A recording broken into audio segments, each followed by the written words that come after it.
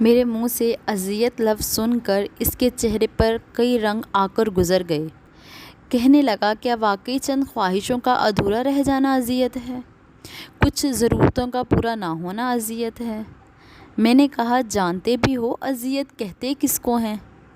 جب آپ کو معلوم ہو کہ آپ روز دھتکارے جاؤ گے پر آپ کو روز اسی ذلت کو سہنا پڑے، جب آپ روز پیروں تلے رون دیے جاؤ پر آپ کو انہی قدموں میں بیٹھنا پڑے، آپ کے وجود کے اتنے ٹکڑے کر دیے جائیں پر آپ کو روز انہیں سمیٹ کر خود کو مکمل ظاہر کرنا پڑے۔ آپ کا جسم تو زخمی ہو ہی، پر ساتھ آپ کی روح بھی چھلنی ہو اور ان زخموں پر مرہم نہیں روز نمک چھڑک دیا جائے۔ جب بظاہر آپ کے ساتھ آپ کے پاس کچھ نہ ہو پر اندر سے آپ بالکل خالی ہوں، آپ کو روز اپنی جان کی بھیک مانگنی پڑے۔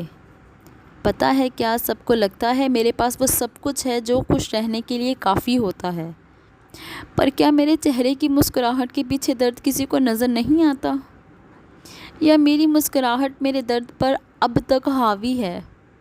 میری آنکھوں کے گرد سیاہ حلقے کیا میری تھکن کی گواہی نہیں دیتے؟ یا پھر سب اسے محض راتوں کا جاگنا سمجھتے ہیں؟ میرے سمٹے ہوئے وجود میں میرا بکھرا ہوا وجود کسی کو نظر کیوں نہیں آتا؟ میری اذیت کو صرف میں ہی محسوس کرتی ہوں کیونکہ کسی کے پاس وہ آنکھیں وہ دل ہے ہی نہیں جو یہ اذیت دیکھے۔ پر سچ پوچھو تو میں اب تھک چکی ہوں، میرا وجود اس قدر تھک چکا ہے کہ میرے جسم کا پور اس درد سے کرہتا ہے۔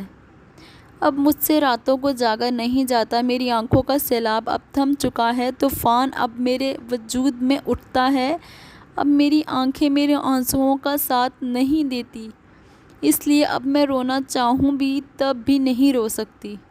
بس اب میں سکون چاہتی ہوں، ایک ایسا سکون جہاں یہ اذیت لفظ میرا پیچھا چھوڑ دے اور اس اذیت کا غرور ٹوٹے تاکہ اس اذیت سے میری جان چھوٹے۔